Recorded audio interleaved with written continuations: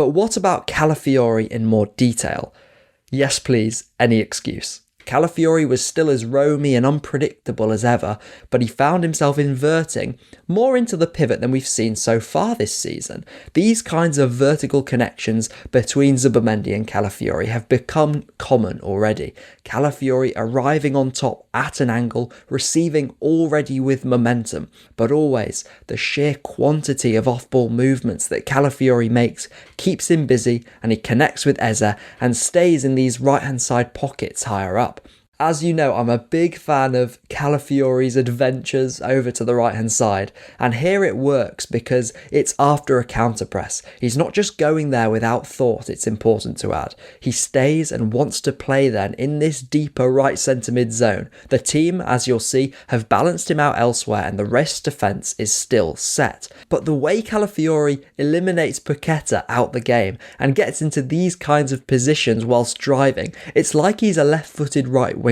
The touch is heavy, but in a team that has just been calling out, especially last season, for ideas and for shots too, we have to be okay with inviting this chaos onto us more as a corollary. And we have the technicians too to play those faster, staggered, vertical sequences that I've been stressing all season that we have been looking to up.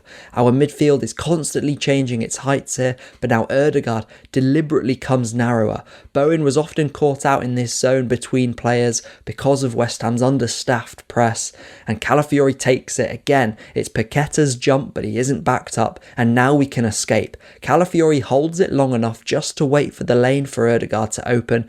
Ødegaard instantly hits the channel. It's lost, but look at the counter press.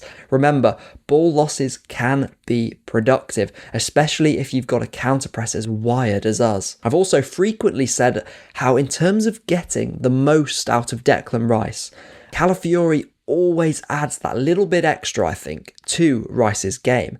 And whichever role he plays, Rice, with this kind of license to move, gives us often that little bit of extra impetus, and importantly, it often comes when he's allowed to arrive from a little deeper.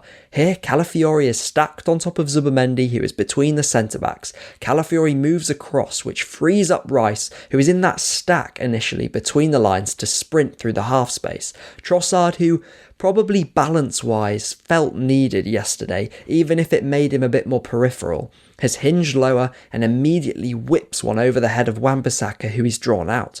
Calafiori may have got a little bit jealous of Rice here though, and 30 seconds later the roles reverse. Rice is low, Trossard is still incisive, and Calafiori is stampeding beyond.